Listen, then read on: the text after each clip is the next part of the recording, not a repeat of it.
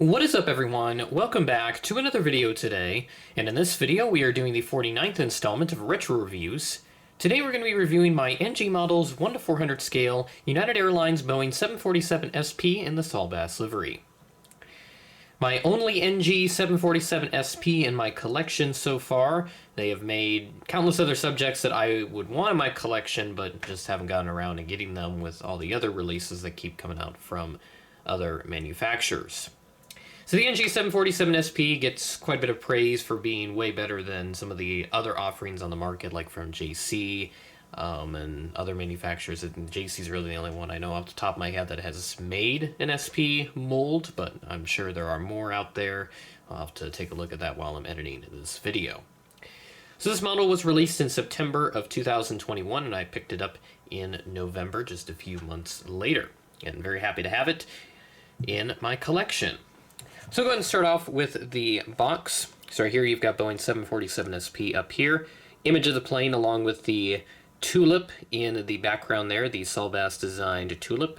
Then we have the United titles, and we have the cheat line back down there, and the registration November 140 Uniform Alpha, Boeing license disclaimer, and also the NG logo in orange, which is kind of hard to see on that gray background. I can barely read the text, but it is there in case you're wondering. Bottom of the box, we have aircraft type, NG logo, image of the plane, the registration, and the item number barcode 07013 is the item number.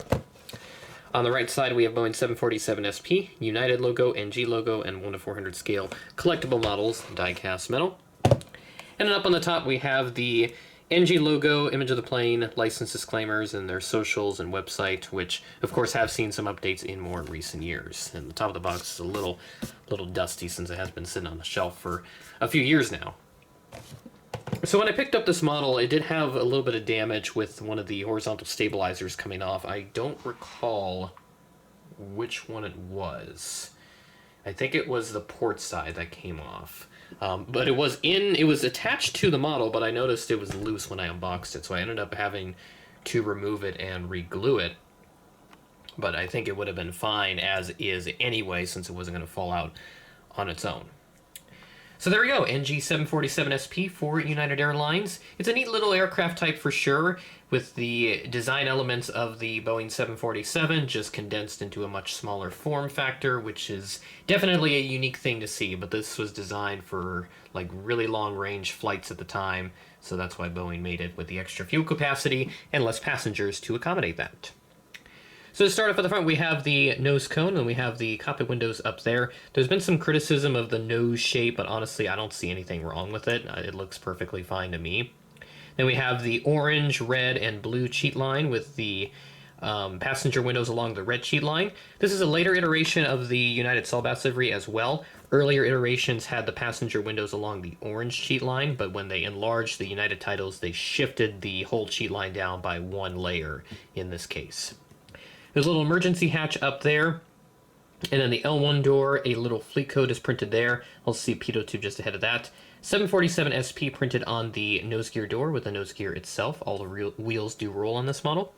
Then we have a total of, 1, 2, 3, 4, 5, 6, 7, 8. We got 10 windows up here. So just like the 747-200, there are 10 windows on the hump, one little antenna placed up there. Then we have the little L2 door just over the leading edge of the wings.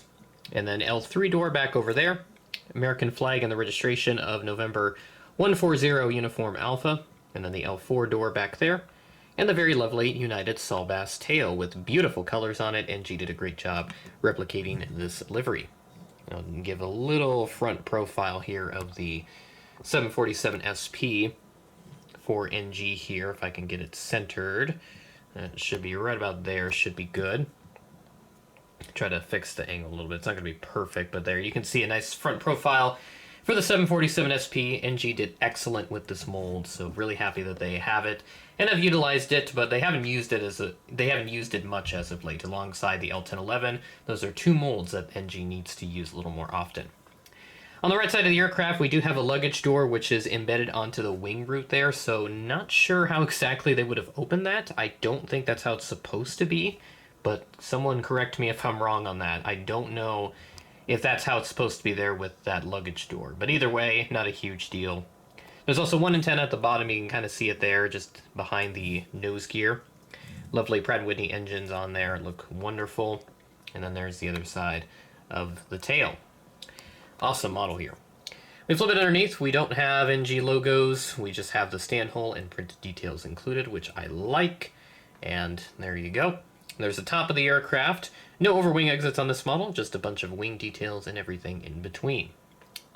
So overall, a neat little model for the collection. Really happy to have it. And so far, my only 747 SP, as I said, from NG. I do have another SP, which is the Trans World Airlines TWA 747 SP that Gemini did late last year, or like in August of 23. I picked it up that Christmas. And then there were quite a few available at the Airliners International Convention in Kansas City this past summer, only fitting because TWA was a major hub airline in that area before they moved to St. Louis. So now let's take a look at the real-life aircraft's history. This aircraft first flew on Independence Day of 1975, 1 year shy of America's bicentennial. She was delivered to Pan Am in April of 1976, registered November 530 Papa Alpha, and she was given the name Clipper Mayflower. She was then transferred to United in February of 1986 as November 140 Uniform Alpha. Pan Am did have that pretty big sale of their Pacific division, which was sold to United, so in this case, it was all part of that sale of Pan Am's Pacific division to United. And in that sale as well, they did get some of the TriStars that Pan Am had, the TriStar 500s, which I also have a model of, and I've also done a retro review on that, so go check that out. So she stayed with United for about a decade after that, transferred in February 86.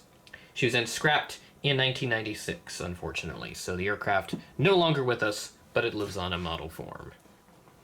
And that'll do it for this episode of Retro Reviews. One away from the 50th installment of this series, which at this point, I think this one, yeah, we're like right on the week of Thanksgiving for this one to come out. And it's still like late September that I'm recording this. So as always, we're staying about 10 steps ahead of the retro review schedule, just making sure we've got plenty of content. At least there's one guaranteed video every week alongside airport updates and all the other fun stuff that we have planned. And if you've been enjoying all the content recently, hope you guys have been liking it, with a couple extra videos from a recent trip that I have done. So go check out all those videos. It's been really fun putting them all together, and I'm excited to share everything that I did with all of you as we move forward.